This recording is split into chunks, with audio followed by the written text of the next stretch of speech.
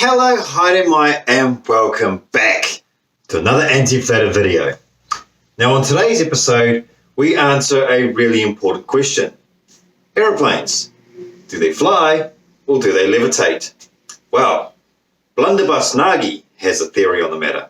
So Blunderbuss, take it away, man. What if I told you that passenger airplanes don't use jet fuel, nor do they fly, but levitate? I would say you are either fantasy writer or idiot. Let's investigate. This is done.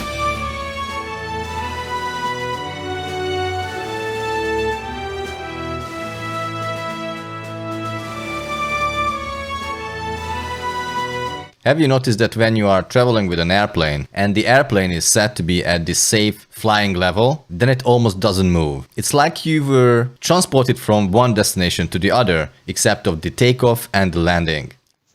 Really?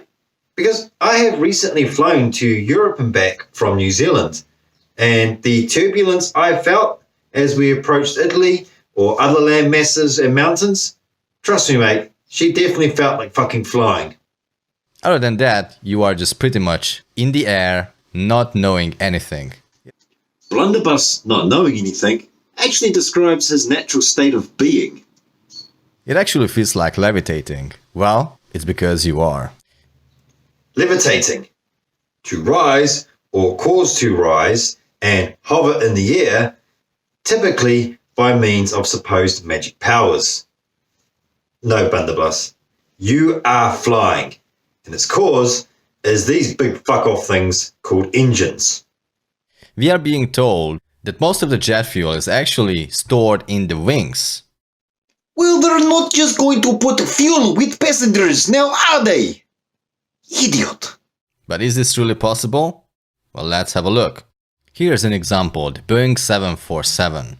If you go down to the specifications, we will see that it has a fuel capacity of 48,445 US gallon. Now here's the tank truck entry from Wikipedia, and if we go down to size and volume, we'll see that it holds usually between 5,500 to 11,600 US gallons or 20,800 to 43,900 liters. For the sake of the example, I looked at the Shell Jet A Refueler tank truck, and it looks like that would be holding about 9,000 gallons, which is about 41,000 liters. Doesn't matter which one we are calculating with, but for the sake of ease, let's go with the gallons because that's what we are shown on Wikipedia. Now, 48,444 divided by 9,000, that means you need 5 of these trucks load to fill up the 747. Let's keep that in mind.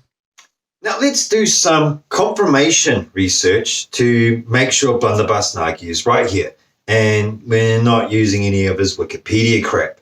So, according to the Boeing 747-200 handbook, that plane can hold 203,520 litres for an average loadout.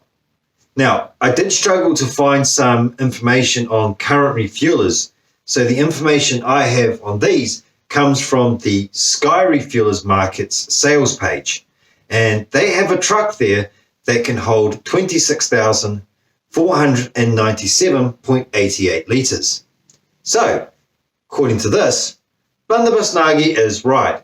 It will take on average about 5 of these medium-sized trucks to fill a 747-200. Now here's the 747-400 fuel tank map. And we can see that most of the fuel is stored in the wings. There's a center wing tank as well, obviously, and at the back there's also some fuel, but most of it is stored in the wings. So you are telling me that there's 5 truckloads of jet fuel in this airplane and most of it is in the wings. Give me a fucking break. So what's your issue with it? We've already established that it only takes 5 medium-sized trucks to fill. How does that fit here? Can you see that? Look at the size of this truck. It's even smaller than the truck that we have seen. Also, it is a fair distance from the wings. The refueler truck. It's much smaller in fact. Clearly wouldn't hold 5 truckload of jet fuel. Now here is a rough illustration that I put together. Here's the 747. They are telling us that 5 truckloads of jet fuel is going onto the Boeing 747, especially on the wings, right? So about 2 on each wings. Give me a fucking break. And herein lies Blunderbuss's problem. He's comparing two photos of two different objects at different angles and distances. By his logic, the Earth fits comfortably in my bicep, Jupiter in my belly. Barnabas Nagy, not even a grain of sand can fit inside his head. But to tell you, Barnabas, why you're wrong, I have some figures here for you. So the NZTA puts a Class 4 heavy vehicle at a length of no more than 12.6 metres. The wingspan for the Boeing 747 was 64.66 metres and a surface area of 541.2 metres. I'll let you do the math on that one, man. Now, instead of volume, let's talk about weight. Oh, I see. Pay me money because I don't get enough from YouTube. Here, let me fix that for you.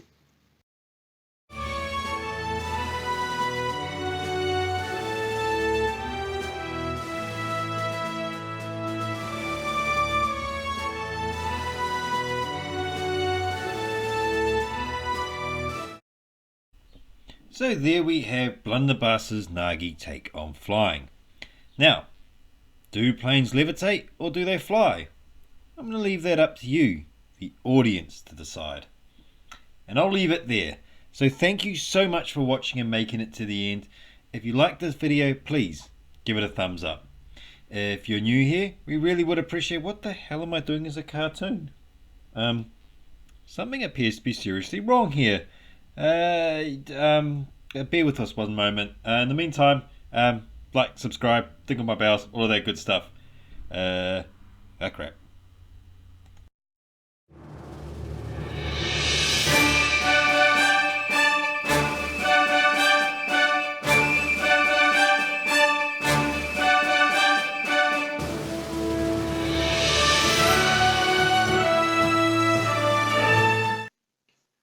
Oh, God, so I'm glad I'm done with that one.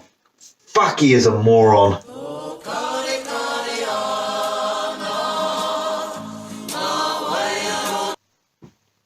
Hey, director, what's up? Yeah, we've just finished filming the episode. Excuse me? Wait, Jimbojo's cat, Mr. Jimbells, has already done a video on Blunderbuss Nagy. Wow. Best we all probably head over there and see it. Link will be in the description. Wait.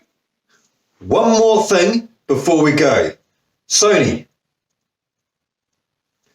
This guy belongs in the MCU.